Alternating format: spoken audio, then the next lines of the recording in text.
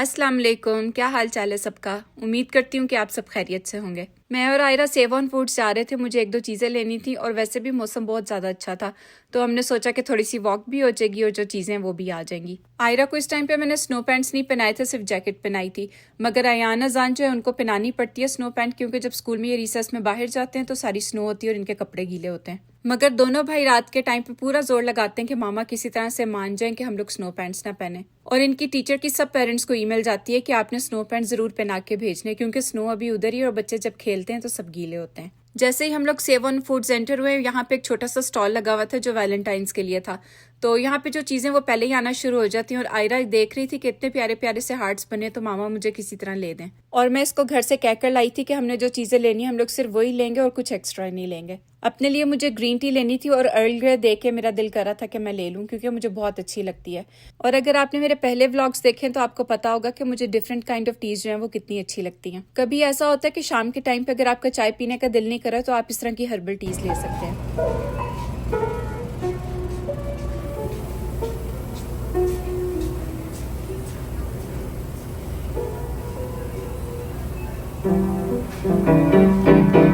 आप सबको लग रहा होगा कि आयरा के फेस पे क्या हुआ है। आयरा ने खुद से मेकअप किया है और कुछ दिन पहले आयरा ने अपना हेयर कट भी किया था। आप देख रहे होंगे उसके सारे बाल आगे से खराब हो गए हैं। उसने आज से पहले कभी भी इस तरह की कोई हरकत नहीं की, मगर पता नहीं कैसे इसके हाथ में सीजर आए और इसने बाल काट लिए। जब इसने बाल काटे तो मेरी पहले हंसी निकली, क्योंकि हम सब ने बचपन में कभी ना कभी ये हरकत जरूर की है। आप लोग बताइएगा कि आपके बच्चों में से या आप में से किसने ये हरकत की हुई है। अब जो यहाँ पे मैंने बच्चों को कहा था कि हम अपना पैटियो क्लीन करेंगे, क्योंकि बहुत देर हो गई थी मैंने पैटियो क्लीन नहीं किया था, काफी ज्यादा डस्ट हुई हुई थी। तो अयान जो यहाँ पे मेरी हेल्प कर रहा था वैगन क्लीन करने में, और ये आपने पहले भी अक्सर व्लॉग्स में देखी होगी, ये बहुत हेल्पफुल रहती है। मगर इस टाइम पे अयान इसलिए क्लीन कर रहा था क्योंकि मामा वेदर अच्छा है, तो इसको मैं क्लीन करके यहाँ पे बैठ के अपनी बुक्स पढ़ूंगा। समर में हम लोग अक्सर बाहर बैठ के चाय वगैरह पीते थे और बच्चे भी जो है वो खाना लेके बाहर चले जाते थे। पहले मैंने यहाँ पे कारपेट डाला हुआ था, मगर कारपेट जो है वो मैंने अब उठा दिया था, क्योंकि जब से स्नोफॉल स्टार्ट हुई थी, विंटर स्टार्ट हुए, तो मैंने उसको क्लीन नहीं किया था, तो अब मेरा दिल नहीं था कि बच्चे उसके ऊपर बैठे। अयान को आजकल नया शौक आया है, वो हेडफोन्स लगा के घूमता है। और ये जो हेडफोन्स हैं ये सभी के हैं। वो जाते हुए सुबह इसको दे गए थे, वरना नहीं तो ये उनको मैसेज कर करके पूछता है कि कुआ आपने कहाँ पे रखे हैं, मैंने इनको यूज करना है।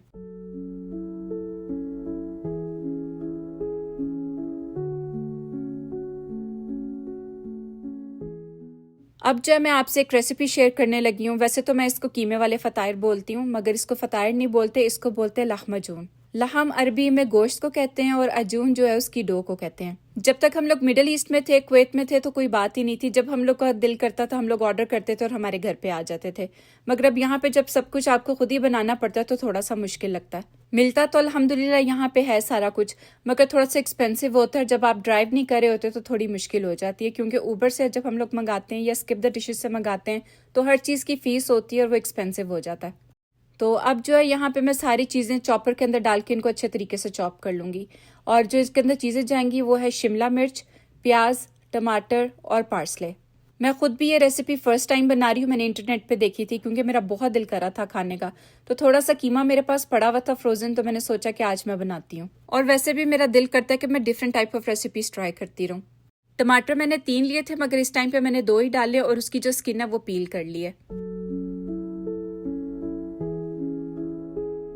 जितनी भी चीज़ें हम लोग चॉपर में डाल के चॉप करेंगे, हम लोगों की कोशिश होगी कि इसकी पेस्ट बन जाए, इसके मोटे मोटे से चंक्स ना रहें। और जब भी मैं चॉपर स्टार्ट करती हूँ या कुछ मैंने करना होता है ब्लेंड, तो आयरा फौरन से आ जाती है कि मामा मैं करूँगी। उसके बाद इसमें मैंने जिंजर गार्लिक की पेस्ट भी ऐड की थी, मगर किसी तरीके से पता नहीं मुझसे वो क्लिप मिस हो गया, तो वो मैं ऐड नहीं कर सकी। मैंने अक्सर रेसिपीज में देखा है जब कीमा डालना होता तो लोग उसको वॉश नहीं करते, मगर मैंने इसको सुबह से निकाल के रखा हुआ था और इसको अच्छे तरीके से वॉश करके रखा था ताकि इसमें से सारा पानी निकल जाए। वैसे तो हमें कीमे की भी पेस्ट बनानी है, बहुत रनी सा इसका मिक्सचर रेडी होता है, मगर मैंने फिर भी उसको अच्छे तरीके से वॉश किया था और सोचा कि पानी जो है वो मैं बाद में ऐड करूंगी। उसके बाद इसके अंदर हमें टोमेटो पेस्ट भी ऐड करनी है, और वो इसलिए ऐड करनी है ताकि इसका जो कलर है वो अच्छा है। वैसे जो ट्रेडिशनल रेसिपी होती है वो ये होती है कि आपको सारी चीज़ें हाथ से चॉप करनी होती है और बहुत बारीक करनी होती हैं, मगर मैंने सोचा कि सारा कुछ चॉपर में डालती हूँ, ईजी हो जाएगा करना और जल्दी हो जाएगा। उसके बाद यहाँ पे मैंने गर्म पानी ले लिया था और इसको थोड़ा थोड़ा करके ऐड करूंगी और देखती जाऊंगी कि किस कंसिस्टेंसी तक मुझे इसको रखना है। स्पाइसेस भी इसमें बहुत मिनिमम से जाते हैं और ये इतने मज़े का बनता है, आप लोग ज़रूर ट्राई कीजिएगा। और अगर आप में से किसी ने पहले ये रेसिपी ट्राई की हुई है तो मुझे बताइएगा कि आपको कैसा लगता है। स्पाइसेस जो है वो आप अपने टेस्ट के अकॉर्डिंग ऐड कर सकते हैं और जो आपने करना है वो कर सकते हैं, मगर जो मैंने किया था वो थोड़ा सा मैंने सॉल्ट ऐड किया था। अब जो है इसके अंदर मैं पेपरिका पाउडर ऐड करूंगी। अगर आप नहीं ऐड करना चाहते, आपके पास नहीं है, तो आप इसको स्किप भी कर सकते हैं। फिर इसके अंदर मैंने रेड चिली पाउडर ऐड किया था और जो रेड चिली है वो मैंने बहुत थोड़ी डाली थी क्योंकि मैं बच्चों के लिए भी बना रही थी। मुझे ये था कि बच्चे अगर ट्राई करेंगे तो ये ना कहें कि मामा ये थोड़ा सा स्पाइसी है और वो फिर खाए ना। और जो लास्ट स्पाइस इसके अंदर जाएगा वो मैंने थोड़ा सा यहाँ पे जीरा जो है वो ग्राइंड कर लिया था, बिल्कुल फाइन सा इसका पाउडर बना लिया था और वो थोड़ा सा ऐड किया था। इसमें मैंने ऑयल भी ऐड किया था, मैंने ऑलिव ऑयल ऐड किया था और अगर आपके पास नहीं है तो आप कोई सा भी ऑयल ऐड कर सकते हैं। आप देखें यहाँ पे कि मैंने कितनी इसकी पतली सी पेस्ट बना ली है कीमे की कि बिल्कुल इसके अंदर कोई चंक ना रहे। आप इसको फ़ौरन से भी यूज़ कर सकते हैं, मगर मैं इसको थोड़ी देर के लिए रखूंगी ताकि अच्छे तरीके से मैरिनेट हो जाए और तब तक जो है मैं अपनी डो रेडी कर लूँगी। डो के लिए मैंने 1.5 कप जो है ऑल पर्पस फ्लावर लिया था, उसमें मैं थोड़ा सा सॉल्ट ऐड करूँगी और तकरीबन मैंने 1/4 टीस्पून जो है वो थोड़ा सा बेकिंग पाउडर ऐड किया था और इसको गर्म पानी से मैंने गूंद लिया था। अगर आप सर्च करें इंटरनेट पे तो बहुत तरीके की रेसिपीज़ आपको मिल जाएंगी। कुछ लोग इसमें ईस्ट भी ऐड करते हैं और कुछ जो है इसको बिल्कुल डिफरेंट तरीके से बनाते हैं, मगर मैं जो बना रही हूँ ये बहुत इजी तरीका है। और जो मैं रेसिपी यूज़ कर रही हूँ उसके लिए हमें बिल्कुल भी राइस होने के लिए कुछ नहीं रखना, ये फ़ौरन हम लोग यूज़ कर सकते हैं। वैसे कभी जो रेसिपी हम लोग रील्स में देखते हैं या शॉर्ट्स में देखते हैं तो वो इतनी जल्दी जल्दी काम हो जाता है, मगर जब आप उसको रियल में करने लगते हैं तो काफ़ी टाइम लगता है। इसी तरह से मुझे याद है मेरे हस्बैंड ने एक दफ़ा मुझे कहा था कि आलू की बिरयानी बनाते हैं, उन्होंने कहीं देखी थी, मगर जब मैं खड़ी हुई बनाने के लिए तो इतना टाइम उस पर लग गया तो मैं उस टाइम पे पछता रही थी कि इससे अच्छा तो मैं चिकन की बना लेती। और डो मैं आपको इसलिए दिखा रही हूँ, यहाँ पे इसका टेक्स्चर आप चेक करें, हमें इस तरह का टेक्स्चर नहीं चाहिए। तो थोड़ा सा जो है मैंने ऑल पर्पस फ्लावर जो है अपने काउंटर पर स्प्रिंकल किया है और उसके बाद जो डो है अच्छे तरीके से इसको मैं 5-6 मिनट के लिए नीट करूंगी यहाँ पे। और ये काम ज़रा मुझे मुश्किल लगता है क्योंकि हाथ मेरा अभी भी सही तरीके से काम नहीं करता। मैंने सिर्फ 5 to 6 मिनट्स के लिए इसको नीट किया था, मगर आप जितनी देर के लिए इसको नीट करेंगे उतनी अच्छी आपकी डो रेडी होगी। पहले जो आपने टेक्सचर देखा था उससे कंपेयर करें तो देखेंगे कितनी सॉफ्ट और कितनी अच्छी हो गई है और इसी तरह का टेक्सचर हमें चाहिए। इस डो को हम लोग फ़ौरन से भी यूज़ कर सकते हैं, मगर इसको थोड़ी देर मैं रेस्ट पे रखूंगी क्योंकि इस टाइम पे मैं काफ़ी थक गई थी, तो मैंने सोचा कि थोड़ा सा रेस्ट करती हूँ तो फिर आती हूँ। बिल्कुल इसके छोटे छोटे से हम लोगों ने पेड़े बना लेने जैसे हम रोटी के लिए बनाते हैं। ये जो जब बन के रेडी होंगे तो जो इसके किनारे होंगे वो बहुत क्रिस्पी होते हैं और जो सेंटर होता है वो थोड़ा सा सॉफ्ट होता है। डो की जो रेसिपी मैंने आपको बताई है उससे मैंने यहाँ पे 6 फताइर जो है वो रेडी किए थे और बस इसको फिर हम रोटी की तरह बेलते जाएंगे। साइज जो है वो आप अपनी लिड के अकॉर्डिंग रखिएगा क्योंकि जो लिड हम लोग इसके ऊपर रखेंगे इसको स्टीम में रखने के लिए या पकाने के लिए, रोटी का जो साइज है वो इससे थोड़ा छोटा होना चाहिए। एज कम्पेयर टू रोटी जो है इसको हमें थोड़ा सा पतला रखना है। और अगर आपको लग रहा है कि आप इसको ज़्यादा बेल नहीं सकते या रोटी फट रही है या टूट रही है तो आप इसको इस तरह हाथ से भी कर सकते हैं, तो क्योंकि इसका जो वेट एक साइड पे जाएगा उससे ये थोड़ी सी पतली भी होती जाएगी और बड़ी भी होती जाएगी।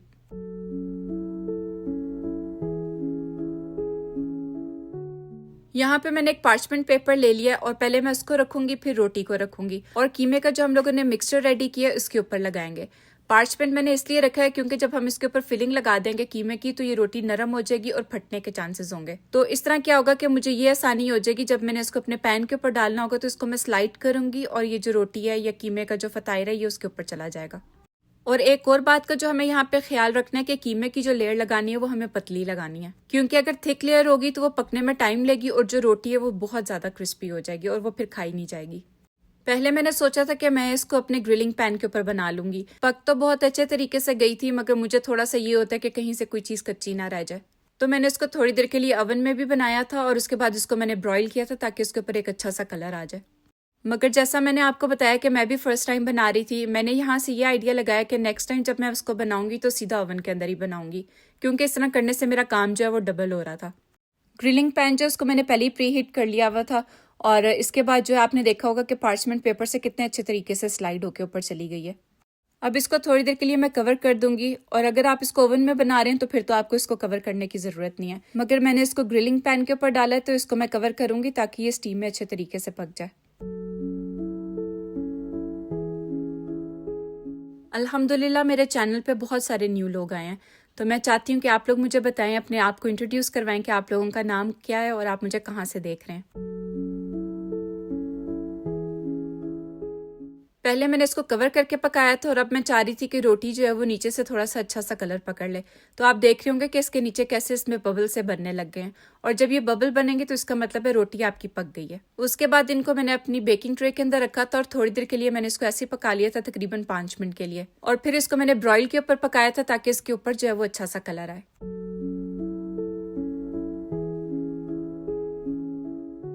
बहुत मज़े के बने थे, आप लोग ज़रूर ट्राई कीजिएगा। एक नई चीज़ हो जाएगी क्योंकि रोज़ एक ही तरह का खाना खाने का दिल नहीं करता। इसको आप कहवे के साथ भी सर्व कर सकते हैं, चाय के साथ भी कर सकते हैं, या अगर आपको कुछ इवनिंग स्नैक खाने का दिल करा तो ये बनाकर खा सकते हैं।